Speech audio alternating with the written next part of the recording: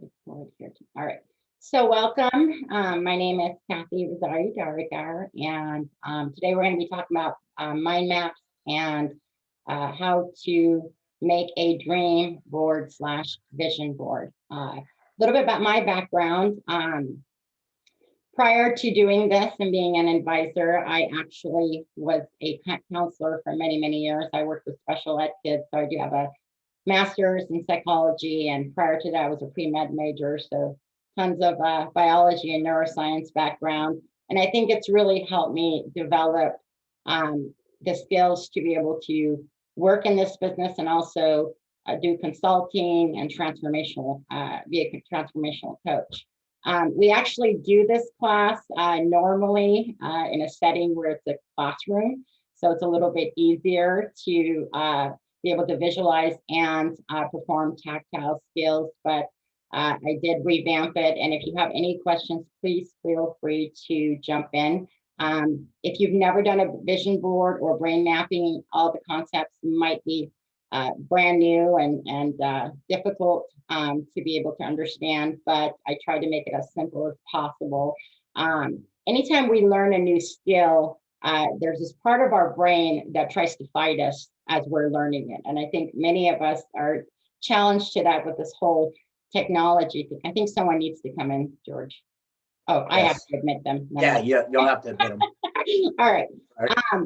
So anytime, I forgot about that, I apologize. So anytime you learn a new skill, what ends up happening, there's a part of your personality that is embedded in there, especially as you get older, that tries to fight you on it. It's uncomfortable. And when in psychotherapy and counseling, when we work with people, generally we know that if they are under the age of 25, it's much, much easier for them to make adjustments, learn new skills, and really develop habits that are going to impact their future. Now, the age range from 25 to 35 becomes much more difficult, and 35 on, because your personality is so well developed and you've accrued all this habits and skills, and your ego is at the center of everything. It becomes almost impossible. Now, I said almost impossible. You still have a chance over the age of 35 to be able to develop new skills, but you're going to have to work a little bit harder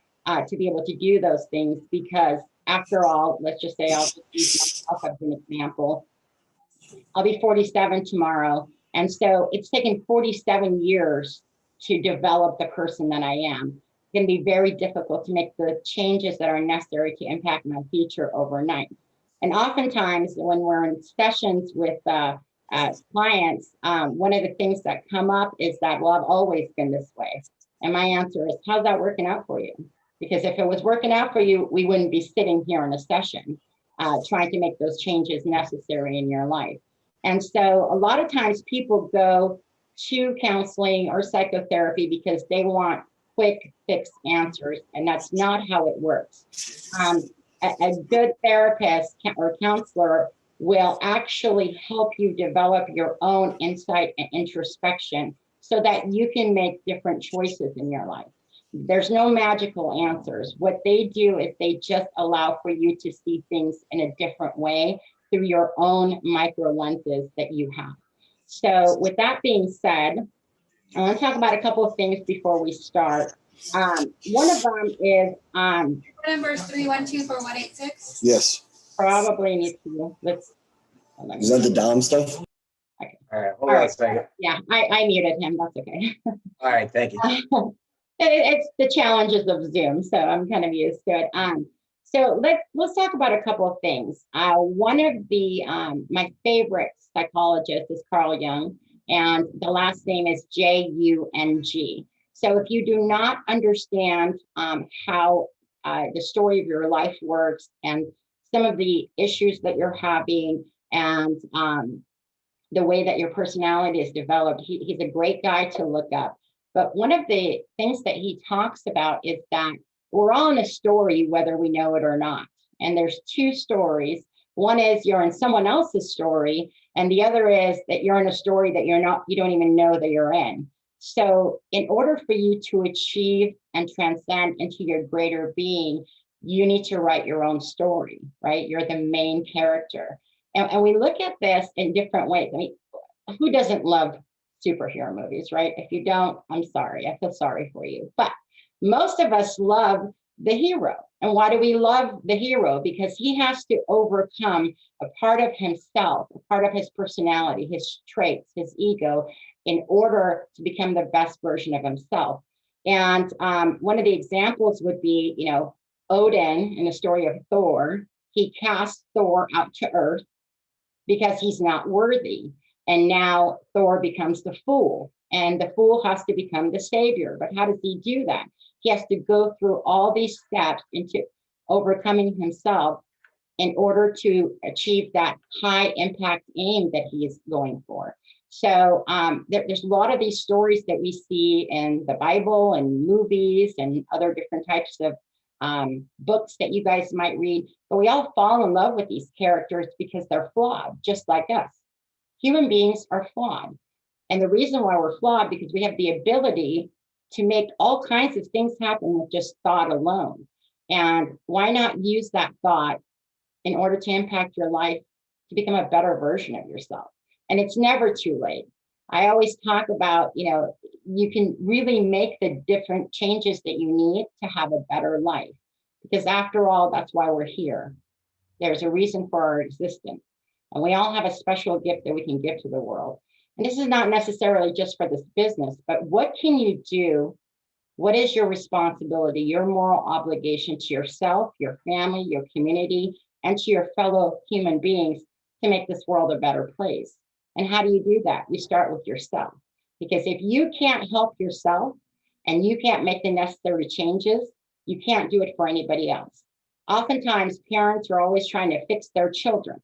Well, maybe you need to look at fixing yourself, and then some of those other things that you're having problems with will be able to manifest itself in a way that you want. But if you're so busy fixing everybody else, you're never going to look at yourself and fix yourself. So these are all struggles that we all have.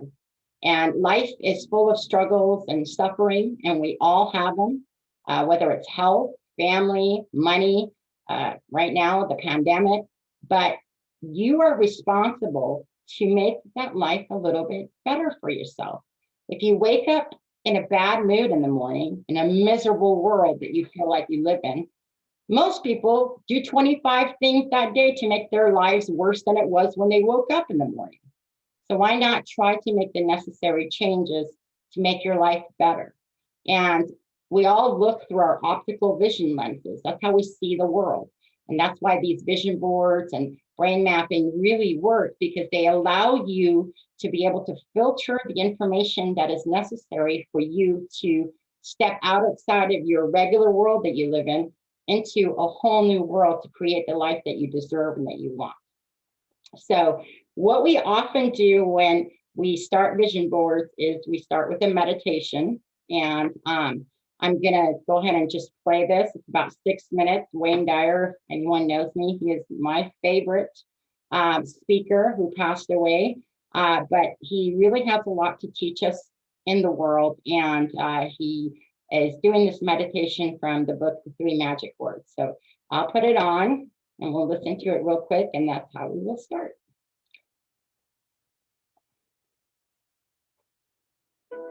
Tonight and every night for the rest of your life, I want you to take the last 5 minutes before you go off to sleep and realize that you are about to program your subconscious mind. Your subconscious mind is most at home when you are unconscious, when you are asleep.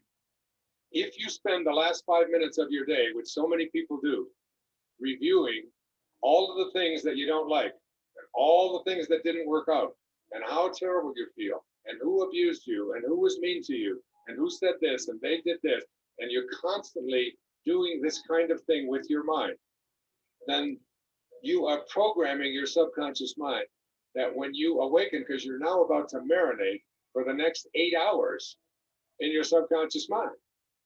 And then when you awaken, you will rejoin the universal subconscious mind, the mind of God, from which we all originate. We're all just individualized personal expressions of that one thing that we call the Tao.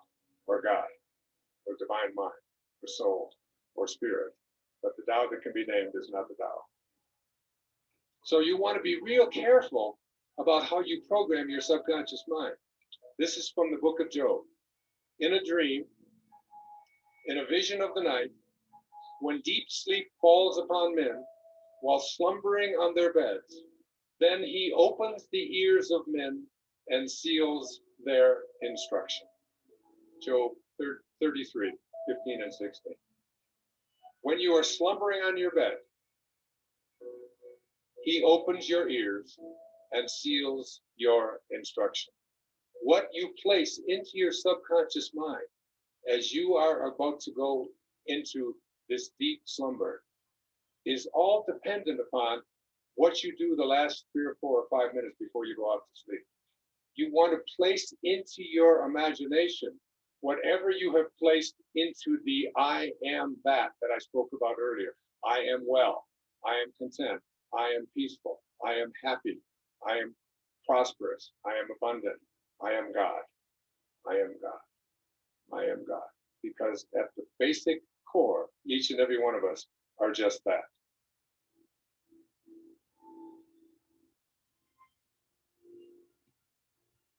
It's like if you just close your eyes and just listen to this meditation. It's from the book, 3 Magic Words. Here's what I'd like you to say to yourself at night. I know that I am pure spirit, that I always have been, and that I always will be. There is inside me a place of confidence and quietness and security where all things are known and understood. This is the universal mind, God, of which I am a part, and which responds to me as I ask of it. This universal mind knows the answer to all of my problems. And even now, the answers are speeding their way to me. I needn't struggle for them. I needn't worry or strive for them. When the time comes, the answers will be there. I give my problems to the great mind of God. I let go of them, confident that the correct answers will return to me when they are needed. Through the great law of attraction, everything in life that I need for my work and fulfillment will come to me. It is not necessary that I strain about this, only believe. For in the strength of my belief, my faith will make it so. I see the hand of divine intelligence all about me, in the flower, the tree, the brook, the meadow. I know that the intelligence that created all these things is in me and around me, and that I can call upon it for my slightest need. I know that my body is a manifestation of pure spirit, and that spirit is perfect. Therefore, my body is perfect also. I enjoy life, for each day brings a constant demonstration of the power and wonder of the universe and myself. I am confident, I am serene, I am sure. No matter what obstacle or undesirable circumstance crosses my path, I refuse to accept it, for it is nothing but illusion. There can be no obstacle or undesirable circumstance to the mind of God, which is in me, around me, and serves me now. This is the great lesson. Know this within you. When Herman Melville was writing Moby Dick, he wasn't writing about a man looking for a whale. He was writing about a man trying to find his higher self. He said these words, "For as this appalling ocean surrounds the verdant land, so in the soul of man lies one insular Tahiti, full of peace and joy, but encompassed by all of the horrors of the half-lived life. In every moment of your life as you leave here today, you have this choice. You can either be a host to God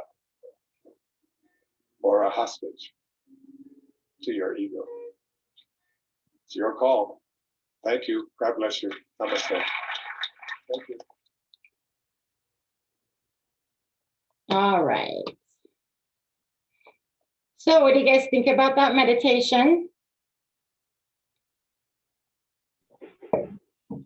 That was good. Can you send us a link? Yes, I will send it to George and have him send it out to everybody. I know that he talked about doing this at nighttime, but I actually do that meditation throughout the day, anytime I feel stressed. I bought George this book, so hopefully he's read it. You're muted, George. I can't hear you. Have you read it yet, George? Am I done? No, but I have started. Okay, yeah. 3 Magic Words is the book, and it's not a book that you'll be able to read in one night. You just kind of read phrases from it. That's what I'm finding out. Right, because you have to read it and then kind of let it sink in and think about it through the day. But you know, anytime you step outside of what you already know and you learn about new things, it really does impact your life. And when I do meditation classes and when I talk about some of these things, you know, I've had people in there that are atheists, and that's okay because everybody believes in something. And atheists, they still believe in science and the quantum realm. And so that's one way, if you're not, you know, a spiritual person, you can kind of make use of some of this stuff as well. So without further ado, we're going to go ahead and start. But I always think it's great to start with a meditation. And it doesn't have to be something like that, but you can just close your eyes and just dwell on something that you want to kind of think about. And it could be anything. So if you want more money, then you close your eyes and you just think that you already have that wealth. So it's really not about what you want. It's about who you become. And you have to be the person that you want to become already. So that's very important. A lot of people focus on, I want. Well, you know what the universe does when you say, I want, it takes. So you have to already live the life that you want as if you've already received it. I actually just bought my dream car recently, and you know, for a long time, I didn't think that was kind of possible, but I started going to the dealership and getting in the car and taking pictures and, you know, looking at it everywhere I went. And finally in June, I bought a car of my dreams for myself. So it definitely is possible to get what you want by focusing on it. So let's go to our PowerPoint. And everyone can see the screen. Okay, right? Anybody? Hello? Not yet. Okay. How about now? Nope, I only see us. Okay. Let's see. You should be able to share your screen, Kathy, as a host. I did. So let's see.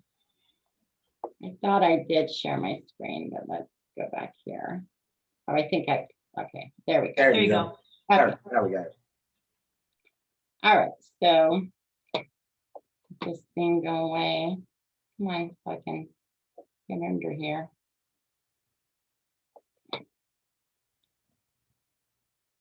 All right, let me go here real quick. Sorry. We didn't let me go to the button, so still doesn't let me do it that way. Just you gotta love Zoom. Let's try again. I just need that top thing to go away so I can get to my.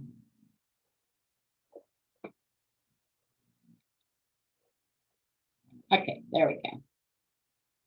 You get that little thing. I don't know if you guys ever seen that little, when you're doing screen sharing, this little bar comes up and it wouldn't go away. So I just moved it to the bottom. All right, so everybody can see this okay now? Yes, got it. All right, so mind maps and dream boards. So can anybody tell me what you know about mind maps? It's an interactive training. It's like a flow chart, which I'm very familiar with, for your mind. Right. And it organizes the way that your mind is put together. Mind maps are used a lot in education. So if you're a former teacher or if you've ever been in the educational field, they use this quite a bit to teach kids how to take notes and how to study for exams. But what is critical about mind map is that it actually brings your left and right brain together. And so why do you think that's important, that left and right brain are working in synchrony?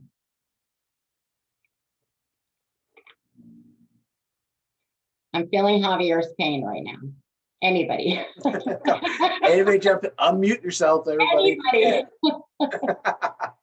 These They jump trainings, right in. these trainings are for you guys. So and there's no, right or wrong answer here, please. I mean, the just whatever you think about this or your opinion is, you can just say it. So why do you think it's important that the right and left brain work together? How about we pick on somebody? I was trying to see if I didn't say anything because I'm usually the first one. Like I'm Yes, like you are, totally Holly. stealing everything all the time, so I stopped talking.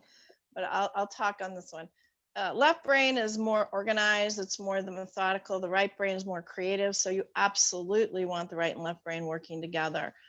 If you can do it. Men tend to be more left brain, women tend to be more right brain, but that's not always true, of course. But right and left brain, the ideal situation is to have them working together. Right brain can be like the 3-year-old, a picture, that's all, and boom, it's got it. Left brain, loves to organize. Right.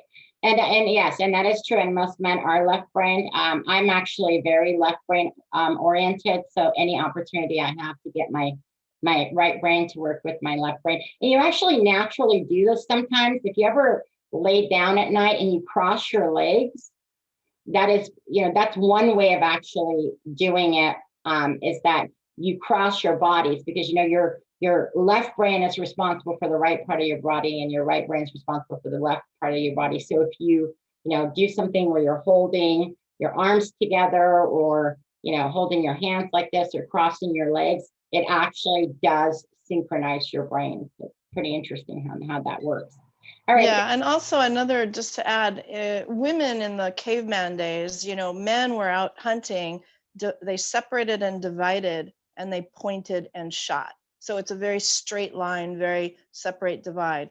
Women were in the inside of the cave taking care of children, talking, interactive, they handle 5 things at once. So it became more easily, apparently with women, for the left and right brain to cross over the synapses, more easily than men were more point and shoot. Sorry, go ahead. Very true. Thank you. Very true. Thank you for participating. And I understand, because when I'm on Javier's calls, I try not to say anything either, because I feel I don't want to be the only one answering questions. But so yes, if nobody answers, please feel free to chime in. All right, so let's go and talk about mind map. What is it? So mind mapping is a creative and logical means of note-taking that maps out your ideas in free form. They are nonlinear representations of how you connect ideas and concepts. They're useful for creative thinking and brainstorming. All mind maps have some things in common. They have a natural organizational structure that radiates from the center, and use lines, symbols, words, color, and images according to simple brain-friendly concepts. And mind mapping converts a long list of information into colorful, memorable, and highly organized diagrams that work in line with your brain's natural way of doing things.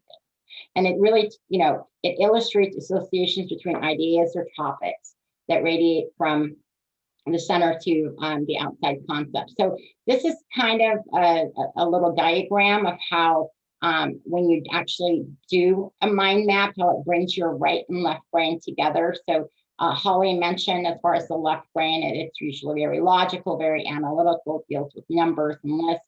And your right brain is in charge of daydreaming, 3D, rhythm, imagination, and color. So if you can get your brain to work in harmony as one coherent structure, then you have a better understanding on how you can manipulate different things in your life to get the resolution that you desire.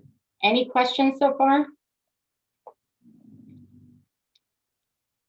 All right. I like the picture, Kathy. Oh, thank you. Thank you. And I did design this whole thing myself, by the way. I did not send it off to the Philippines for anyone to fix it. So Wow. I worked very hard on this. So, all right. Wow. But I still want the Philippines phone number now. All right. So how to use mind maps. Mind maps can be used for a variety of purposes. I talked about in education, we use it for note taking, brainstorming, problem solving, studying and memorization, planning, researching, jogging memory, gaining insight. So there's just so many different ways to be able to use mind maps. And in this case, you can use a mind map in order to develop your dream board or vision board as well. So you can do the brainstorming that way. All right. So how do you mind map? You start in the middle of a blank page. You usually recommend doing it in a landscape orientation, writing or drawing the idea that you intend to develop. And then what you do is you develop little related subtopics around that, connecting each of them to the center with a line. And then you repeat the same process for the subtopic. So, and I'll show you how that works. If you've never done it before, it's kind of cool because you can do all kinds of different stuff with it. And you can practice it, teach it to your children, your spouse, or whoever. But it does take some practice because, like I said, if you've never done something, it's really hard to get yourself to want to do it. But one of the things that you can do for yourself, as far as your health is concerned, is that when you learn new things constantly, it builds new connections in your brain. And that's really a way to avoid Alzheimer's and dementia in the future. I've been telling this to my mom. She needs to do things that she's never done before, because as you get older, you use your brain less and less. We're very fortunate in this business because we're always learning new information. So I think it's a great business to be in because you're constantly having to learn new skills, which can be uncomfortable, but it definitely does develop those connections in your brain so that your brain stays healthy and young. When you're a child under the age of 5, you learn between 3,000 to 5,000 words a year. You're lucky as an adult to learn 3. So one of the things you can do is just start going to the dictionary and just picking out words that you've never heard of and learning their definition. That's a great way to develop your mind as well. So this is a simple mind map, and this is a teacher that used this. So, she's got her center as observation topics, and then she's got sub topics and further subtopics. So if you, like I said, if you've been an educator, you kind of know that this is something they use all the time. But these are some things that she wants to work on. So she's developed this pretty simple, nothing too crazy. It's easy for the eyes to look at. And then there are these are the ones I actually prefer. I can't have too much information because then my brain gets into overload because I am super analytical. So if there's just too much, then I just can't focus. So these simple ones work for me. Now here's a more complex one. And I'm not good at drawing, so I don't even try these kinds of things. I'll draw stick figures here and there, but you can get as creative as you want with these mind maps. This is one for time management. And so as you can see, there's just so many different areas, and then you can keep going and going and building out and building out. I've seen mind maps that are on huge poster boards. So, but that's just kind of how your brain works. So it's a great way to look at what is being filtered into your brain constantly on an everyday basis. So the great thing about doing something like this is it focuses your brain to be able to look for these things, just as the vision board is going to do for you. Any questions so far? Anything at all, guys? All right. Wow, I can't believe what our brain handles. Exactly. Yeah, and we'll talk about that, about the reticular activating system and how it filters out a lot of information for you. Here's a worksheet I found online. I didn't make this up, and I noticed it has a spiritual on here twice, but you can kind of look for vision board worksheets online. Like I said, we generally do this in an in-person class setting. I bring all of the equipment that we need and all the items that are necessary to make these things. And unfortunately, we can't really do that here, but this is a way to kind of organize what you want. Spend time answering the following questions, and this will help you decide what to put on your vision board. Before you begin, stop and give yourself permission to dream big. We used to dream really big when we were children, right? I mean, kids have just this wild imagination, and you did too. You got to remember that. I mean, they can, they have imaginary friends, right? I mean, you might have imaginary friends as an adult too, but children have imaginary friends. They have tea parties with no tea in the cup, and they do all these, amazing things. And as you get older, what happens? Life happens, and you simply remove the word, can, and put can't in front of it, right? Any small child, you ask them something and then they're like, I can do that. They pretty much feel like they're invisible. And if they want something, they'll ask you a million times, like, can I please do this? And you say no. And then, can I please do this? And they say, no. Can I please do this? No. And they just don't know how to take no for an answer. And a lot of times we don't give ourselves permission as adults to dream big. But dreaming big is absolutely amazing, because you know what happens when you have big dreams? You attract other people that have big dreams, but people will try to steal those dreams away from you, right? Society does that. That's why they make you go to work, punch a clock, and work somewhere for 4 years, and then retire and have all these promises that they're going to give you, and it really doesn't happen. But keep on dreaming big, because you still have enough time, and I don't care how old you are. Colonel Sanders made all his money after 65. He wasted the first 65 years of his life. So no matter where you are and how old you are, don't forget to dream big. Einstein talks about this imagination. You can get so much further with imagination than you can with anything else. So don't sell yourself short. Make sure you keep those big dreams alive. And there's the big question. Don't let how will this ever happen affect your answers. Don't prejudge your answers. Write down the first thing that comes in your mind. You have to do this without judgment and without ego. And that's why it's important to perhaps quiet your mind and meditate a little bit to get rid of all that gunk that's in your brain constantly, right? About, I got to pay the water bill. I got to go do this. I got to go to the dry cleaners. I got to feed the kids. I got to clean the house. Whatever it is that you have to do, you got to get rid of all that. So a couple of questions to ask yourself. What does your life look like if money and resources are not an option in the following areas? So if you had infinite amount of money and resources, what would your life look like in these different areas? Where would you live? How would you spend time with your family? Where would you vacation? How would your health be?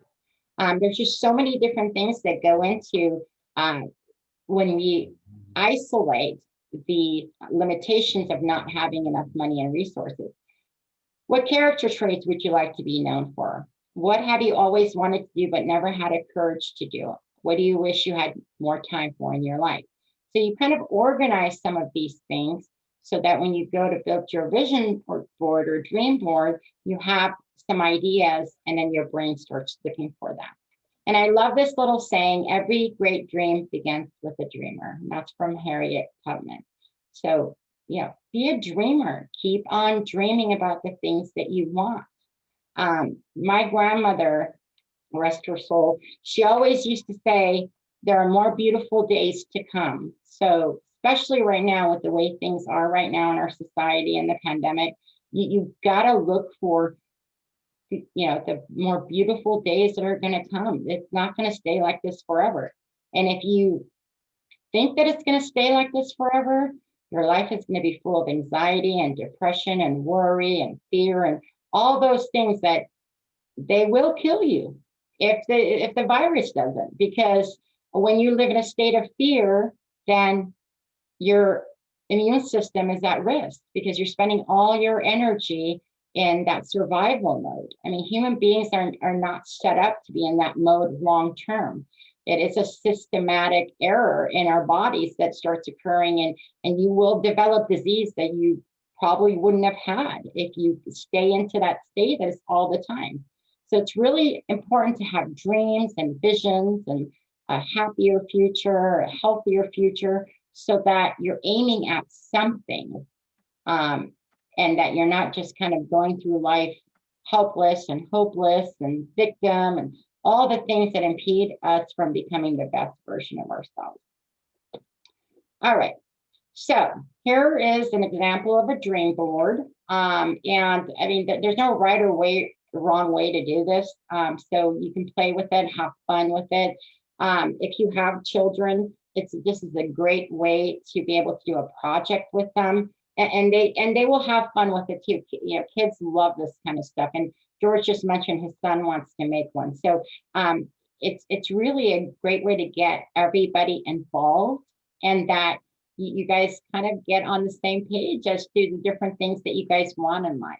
So this one I like because it says, control the little voice in your head. So oftentimes when we put these things up is that so we can look at it when we're not aligned with our higher self to get us back on track. Because oftentimes you can want something, but there's 1,000 things that go on in the day that will get you off track. So make this and put it somewhere where you can actually see it all the time. All right. So dream boarding is a powerful mental exercise that works for a range of reasons. So let's talk about that. It helps you make sense of what you really want before making it. You might have a vague idea. After you create it, you can have a solid, well-defined image of the desired future. Second is, it is like the law of attraction, practice of creative visualization, as both involve creative, positive images that keep your attention on your own potential. Because of the way my brain is, and I am very analytical and very science driven, when I first started doing these, I really had a hard time with it because, I like concrete facts. I don't like anything that's in an abstract form. And so in 2008, and many of you don't know this, but in 2008, I came down with a very serious illness. I didn't know what it was. They thought it was bone cancer. So, they're going everywhere. I'm 34 years old, and they're basically telling me that, you have all these things wrong with you. We have to do all these scans, tests, blah, blah, blah, because I couldn't walk. I literally couldn't walk. And so finally, they found out that I had degenerative disc disease, which was pretty much at 34, I had the back of a 95-year-old.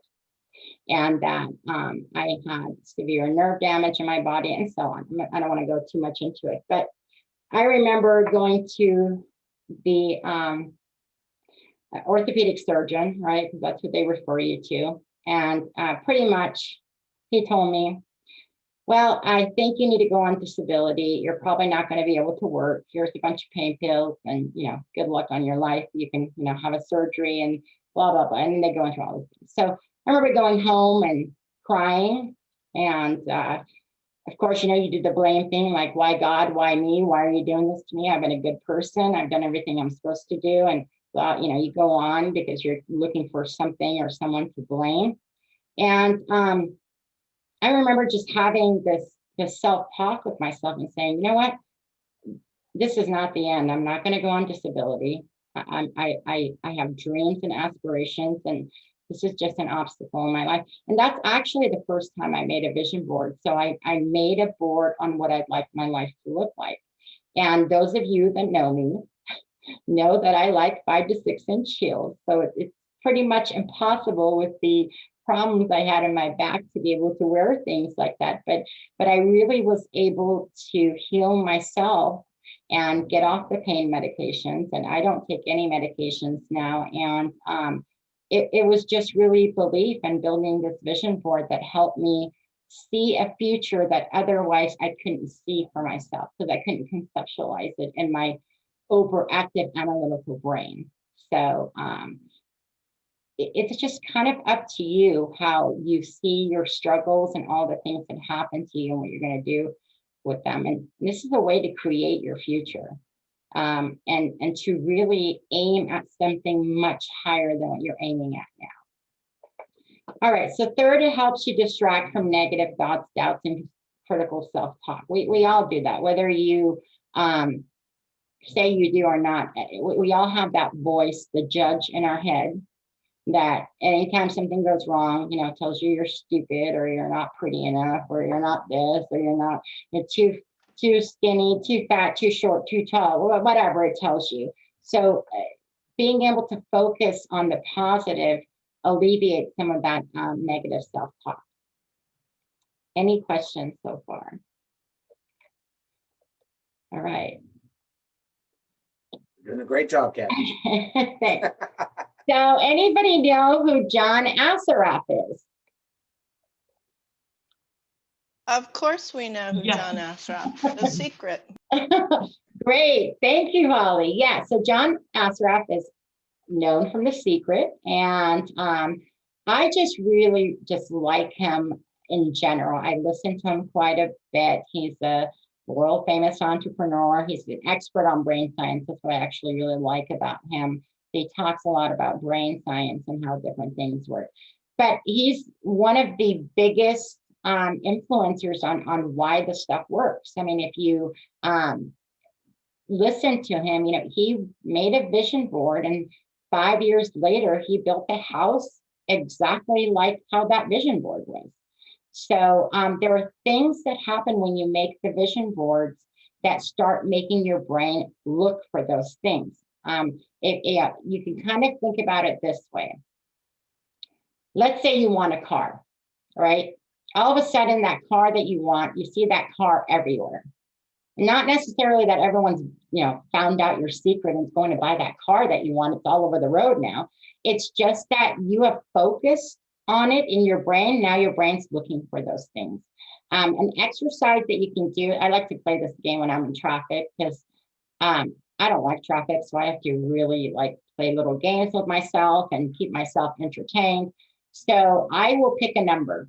I'll pick 8, and I start looking for all the license plates that have 8. And then I think, my gosh, I did not realize that many license plates have 8. And then 3 days down the line, my brain's still looking for those 8s, even though I didn't tell it that day. So, you know, wherever you put your attention on, that's where your brain is going to go. And you can, if you're watching the news all the time and it's saying things are bad, this happening, this happening, this happening, you're constantly doing that, then guess what? You're going to be looking for those things when you're out. And I'm not saying they're not happening, but what you feed your brain is what your brain is going to look for. That's why it's good to feed your brain good things. You know, usually at nighttime, I watch a comedy or something that it is going to allow me to sleep well at night and not be up worried. Like I'm not watching a zombie movie before I go to sleep. A lot of people do that, and then they wonder why they're so tired in the morning, because a lot happens while you're sleeping that you're not aware of. So if you guys don't know John Assaraf, look him up. This guy is absolutely amazing. All right, so the supplies that you will need to make a dream board. And like I said, when we do this in person, we actually you know, supply that to everybody. So everybody has everything in front of them. We all do this as a group. Now, a lot of people like to print images online, and that's okay. But the reason why I like magazines is because you can just go through and a picture comes out at you. If you're looking online, you're actually going to look for a picture. So that's kind of something different. And plus, whenever you utilize tactile learning skills, you're actually doing something. It does a different thing in your brain than if you were actually just clicking on things and on a computer. So something has something to do with when you're using your hands to learn a skill, that it develops new neurons in your brain. It actually stores some of those memories in there for you as well. So here are some of the things that you will need, and that Georgia is going to send you this recording. So if you didn't take a screenshot or something, and you'll be able to have that. I like glitter a lot, and I buy stickers that have a lot of glitter because I'm a glitter girl. So whatever it is that you like, you can use to be able to build your vision board. So your dream board and how to create a vision board. One is set the mood. You want to be in a good, happy, and relaxed state of mind. You can light a candle, turn on some music, and just be prepared to have fun. You know, be excited about doing something nice for yourself.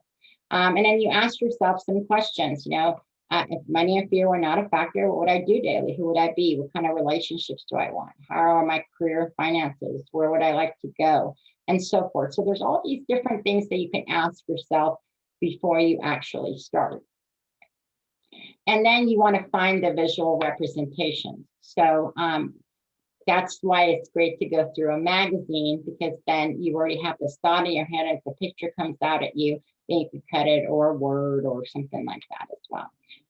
You want to let your gut do the work and rip out anything that makes you feel happy and say, I want this in my life.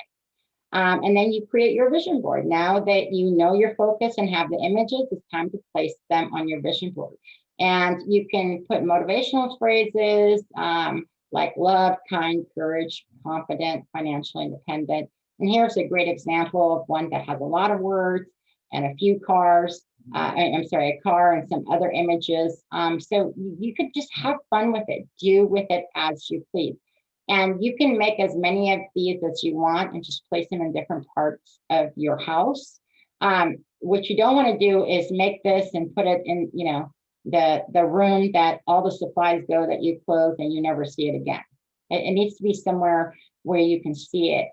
Looking at it every morning and every night before you go to bed is a really good way of being able to get that embedded into your subconscious. All right, so look at it daily. I just mentioned that. Now, it's important that you look at it daily, at least once a day. And the reason for that is because your subconscious will start mimicking some of these things as you awaken that you've embedded in it as you slept. So your subconscious mind takes in information primarily through images. So vision board is a great way to integrate your goals and desires with both your conscious and your subconscious mind. The images on your vision board can act as a primer for your subconscious, but words can be powerful as well.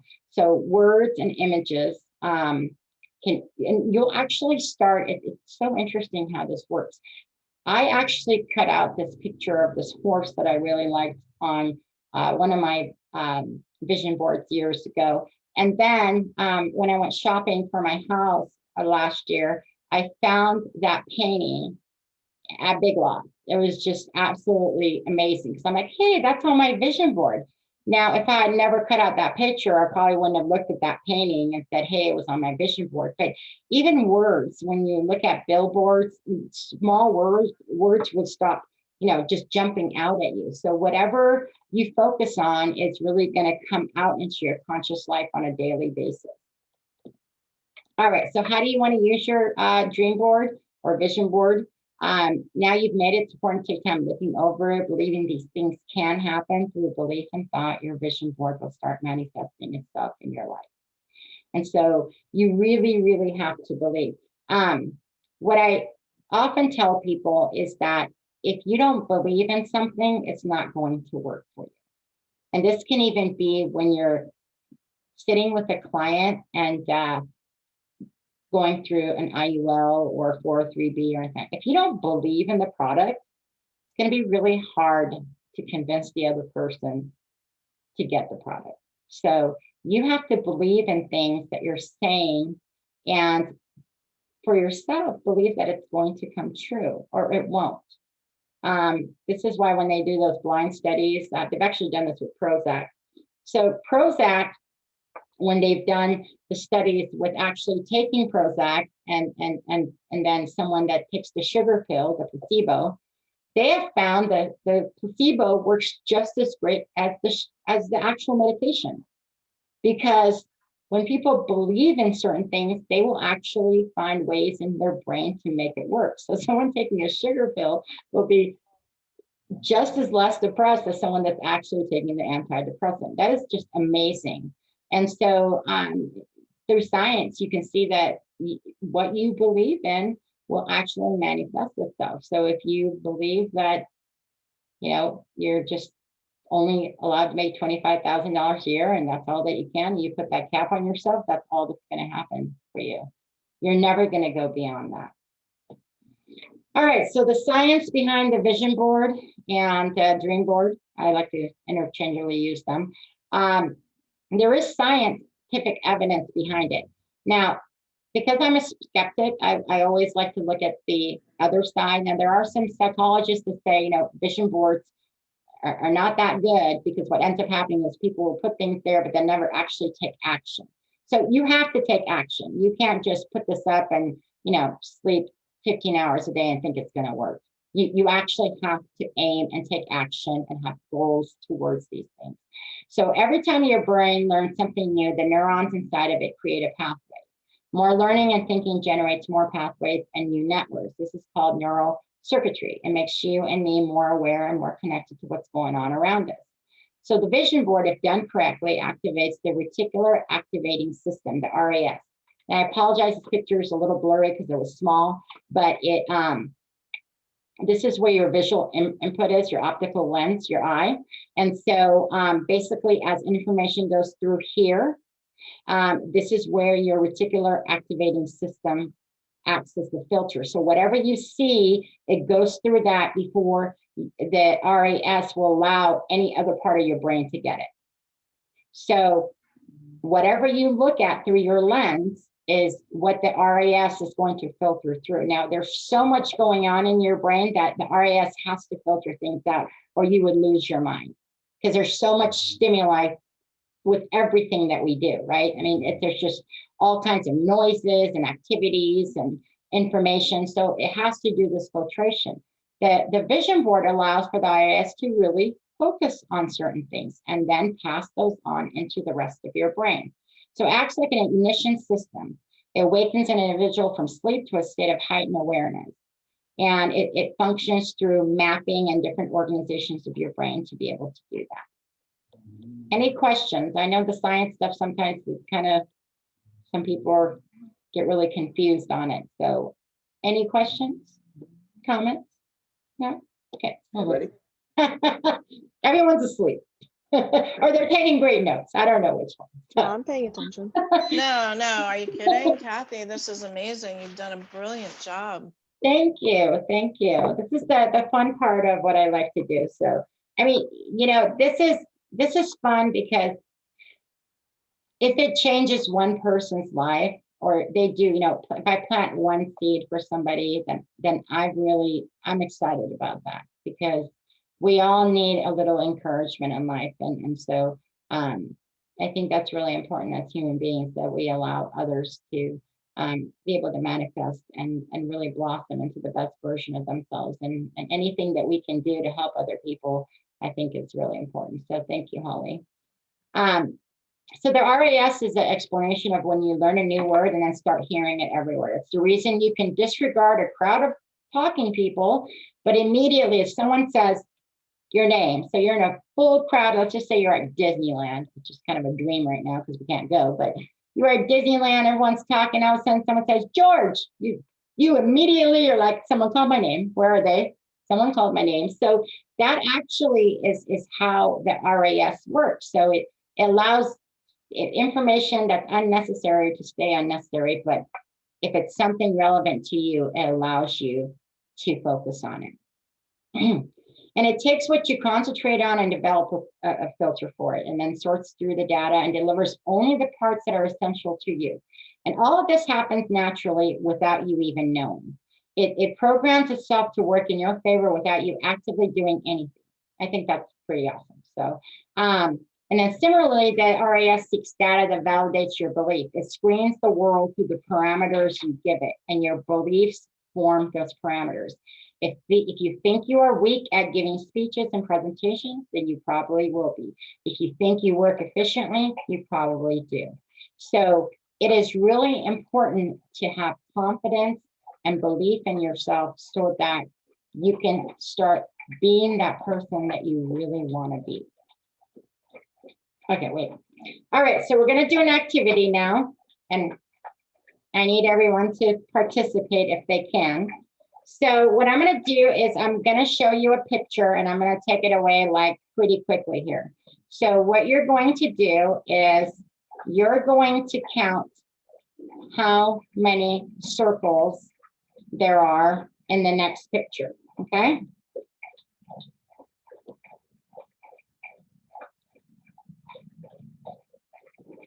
All right. So, someone tell me, how many? Huh? 3. I saw 3. I saw 4. I saw 4. I saw Okay. 4. Now, tell me how many circles there were. 4.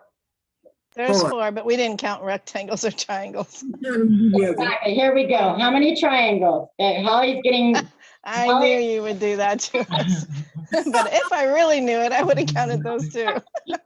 so the point is what I asked you to look for, that's what you looked for, right? Yeah. You forgot everything. They actually did this experiment. It's pretty cool. So what they did was, let me get out of here real quick. Okay, so they did this really cool experiment. They had a basketball game and they had a white team and a black team. And they told everybody, watch this basketball game. You're responsible for watching the white team and everything they do. And they gave another group, you're responsible for watching the black team and everything they did. Then they had someone dress up as a gorilla and just go across the screen.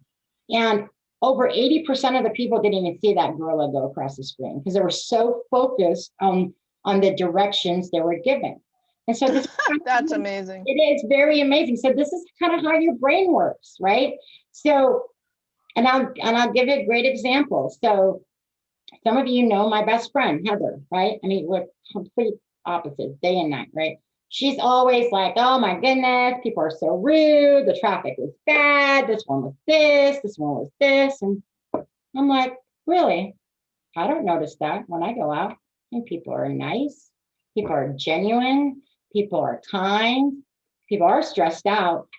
And the reason why I don't notice the things she notices is because that's her focus on a daily basis. So for every 10 genuinely nice and respectful people I might meet someone that's rude, but guess what? It doesn't count because that's not where my focus is. So you can decide the world that you want to live in, and especially right now. So you can live in a world full of chaos, fear, anxiety, and all that stuff, or live in a very harmony and loving world. Now, that doesn't mean that there's things that don't come out that are going to throw you off course, because that's just, mortality and family and career and all these other things. So you can choose how you see the world and through the lens that you want to see the world, right? I mean, you got to think about this. When you have children, you don't tell your children, hey, it's a jacked up world out there, and the only people that are going to make it are people that steal and lie. So that's what you need to do to get ahead of life, right? That's not what you tell them, right? But that's what you actually believe most of the world is people that take advantage of people and get over on people and this and that. But that's not what you tell your kids. So why is it that you believe in those same things? You want your children to grow up and believe that the world is a good world and that there's good in humanity, but you don't even believe it in yourself. So you got to see the world from a different optical lens. And the way you do that is by allowing yourself to have the right types of thoughts, the right types of meditations and feelings in the world. So, any questions so far? Oh, everybody answered this. Sorry, I just looked at the chat. So, yeah, you can actually go with that little exercise we did. You can go, next would be like, look at colors and things like that. But that's just really how your brain works. It's a good way to see how your brain works. So, and I'm not saying live in a world that everything's good and you have to be happy, go lucky all the time. That's not realistic, right? I mean, one of the things that I used to work with a lot of adolescents, and I still do. Most of my coaching practice comes from parents that want me to work with their adolescents. And they're very nihilistic, right? I mean, it's like, what's the purpose of life? My life has no meaning, and all these other things. And oftentimes what do we do to children or adolescents? We say, oh, you're fine the way you are. No, they're not fine. They cannot exist in this world. So what do they have to do? They have to find meaning in their life. So you have them write things about what's the reason for your existence. Why do you think you're here?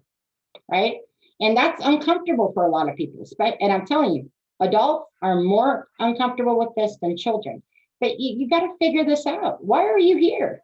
Are you just here to breathe and for 80, 90 years and die? I mean, is that why you've been put on earth, or is there a meaning to your life? And if you don't have that, then you're going to have a hard time when those challenges come up, right? When cancer hits somebody that you're close to, or somebody dies, or you end up with an illness. Because if you don't believe that you have a purpose in this world, it's hard for you to survive anything that's traumatic. And so you got to find that. You got to find the reason for your existence. And if you're struggling, that's okay. You're not okay. Okay. Struggling is okay, but you're actually not okay. I mean, mental illness in this country, there's nothing wrong with these people. They just have a hard time with life. And that's what most people struggle with. They have a hard time living in this life. Especially here in the Western world, we're completely spoiled. I mean, given every opportunity that anyone else would die for in another country. And we just, moan and groan about our horrible life that we have. I mean, come on, suck it up. You live in the greatest country, and I don't care. You can say whatever you want. This country, why is everyone coming here and no one's, knocking down they're not building walls in Poland, you're right? I mean, they're not building walls in other countries. This is the country everybody comes to because you can be nothing and become something. Now, that also comes with the price tag, because most people are so spoiled in the world that they live in. It's like, oh, poor me. You have clean water, not poor you. You have a bed, not poor you. Okay. Yeah. Now, think you don't have to walk 6 miles to right, 5 gallons of water. You don't have to worry. And I can say this because I came from another country. We escaped war to come here, as a child. Now, you think your children have a hard life? Let me tell you this. As a child, as an 7, 8-year-old, I had to sit in bunkers waiting for the bombs to be dropped by the jets.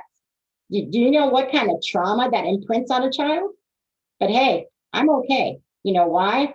Because I chose to be okay, and I'm not going to be a victim, right? This was when we looked at coming to America. I remember having those hard times, right?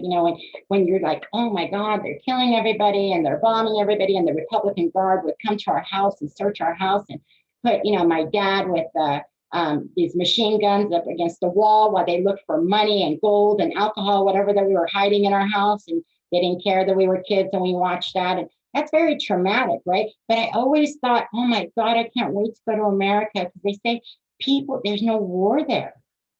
People are not doing these things there. People are safe there. No one's dropping bombs at them, and they're not, tearing each other apart on the streets, right? I mean, it was a dream to come here.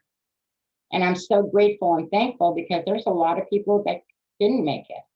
And so those of you that have been born here, you already have a head start in life from the rest of the world. Trust me. And so don't take that for granted.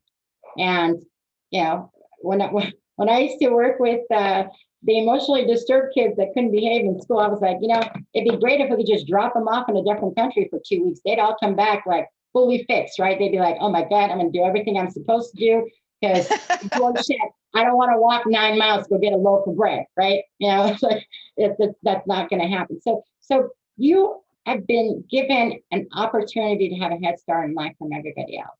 Don't take that for granted. And if you do, that's your choice.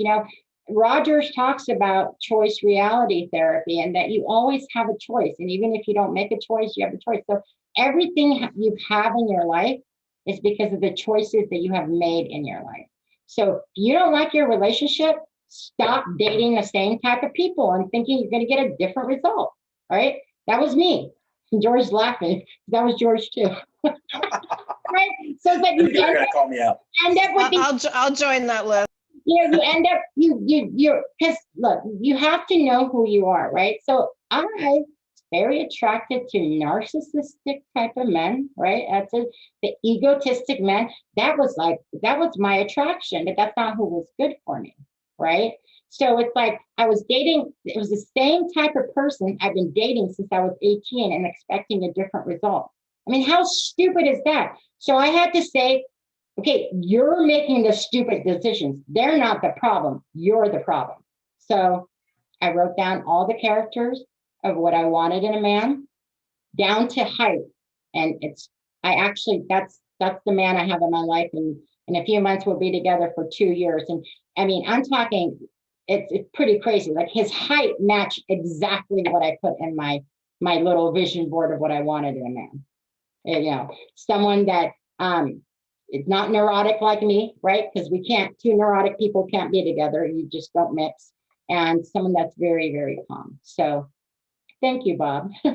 Bob just wrote a nice little comment. So, take a look at your life. And if you want to change it, then change it. If you don't, then that's on you. That's your choice. I don't believe in victimhood. I really don't. And the people come all day, it's abused. I can tell you, and I'm the poster child of abuse, sexual, physical, domestic, whatever you want to call it. So those are not excuses, because they're the things that happened to you in the past. Now you're an adult. Now you can fix those things, or you don't. You just go around just blaming everybody for all your problems.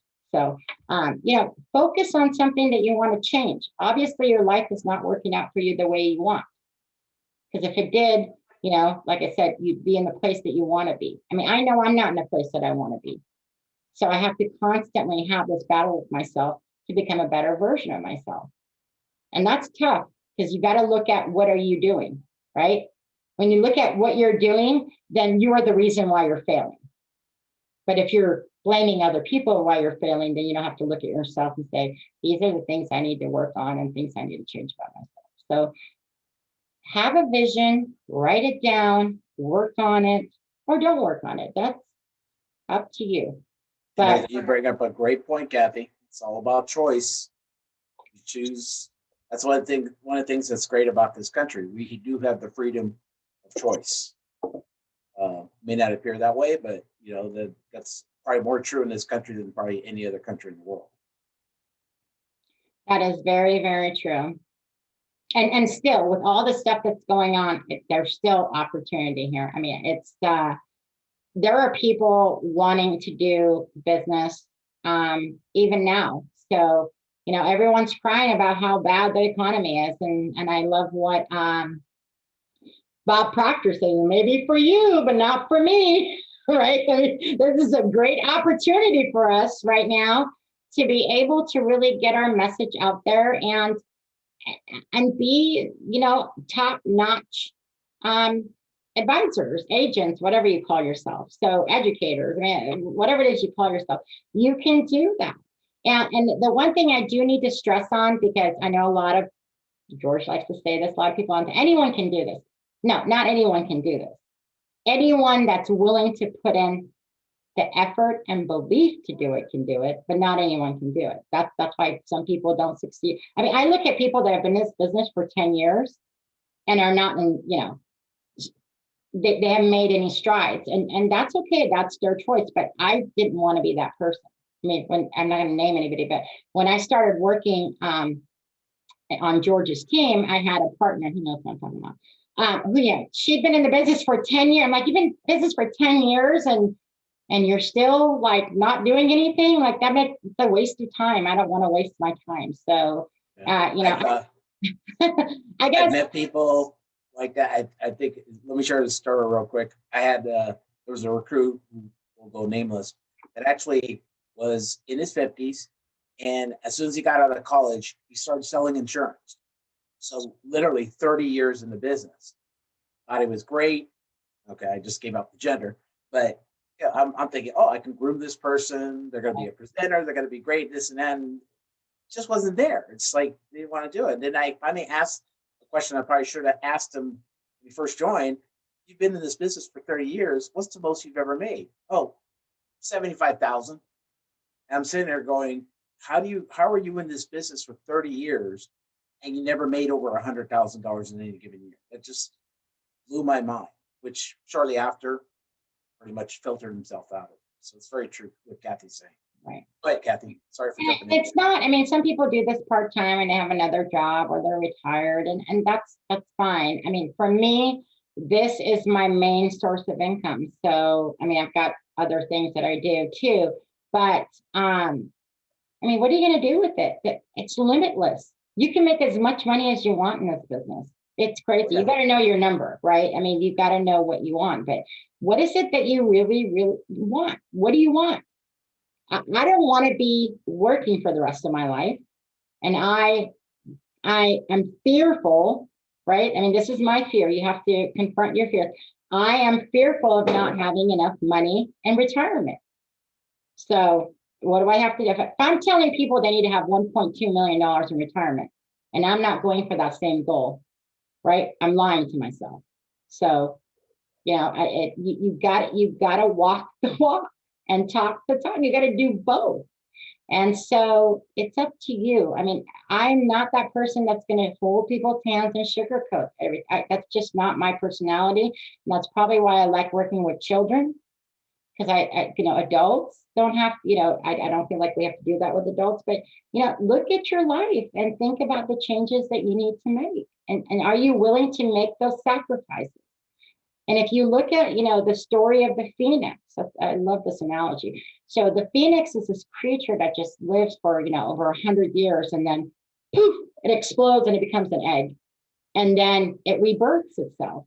You've got to see yourself like that. Sometimes you have to reinvent yourself, and you literally have to allow most of your personality to die in order for you to become a new you. I mean, this is the problem. If you know any alcoholics, this is the issue they have.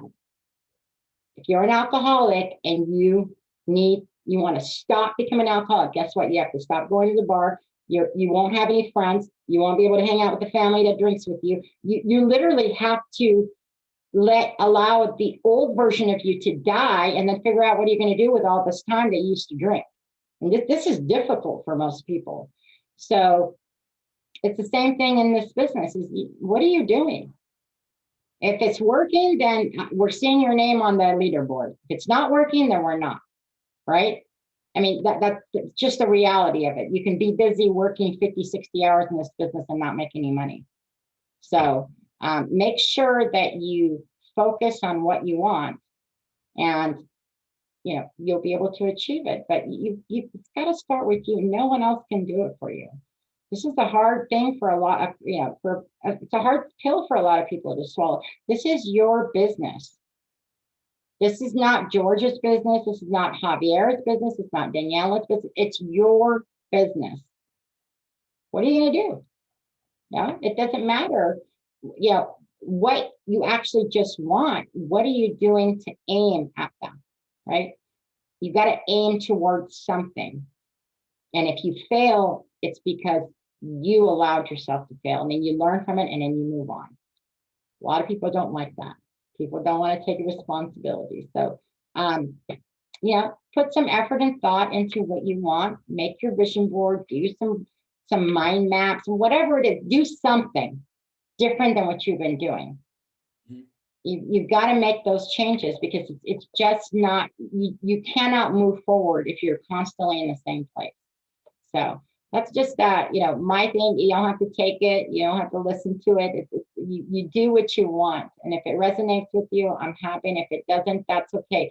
Find something that is going to resonate with you and do it. Or you're just going to stay in the same place. So any questions or comments? Everybody's so quiet.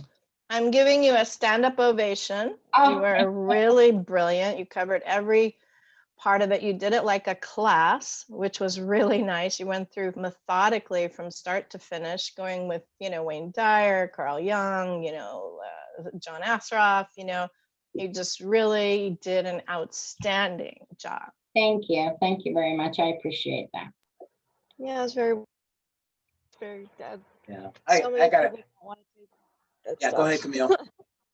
Sorry. Yeah, it's like I feel like that's a great thing to point out is most people don't want to take responsibility for what they're doing personally. Beautiful. I promise I was paying attention. Accountability, Thank that's you. a big deal in our industry and in this country as well. Another thing I wanted to say to you, Kathy, it's so funny.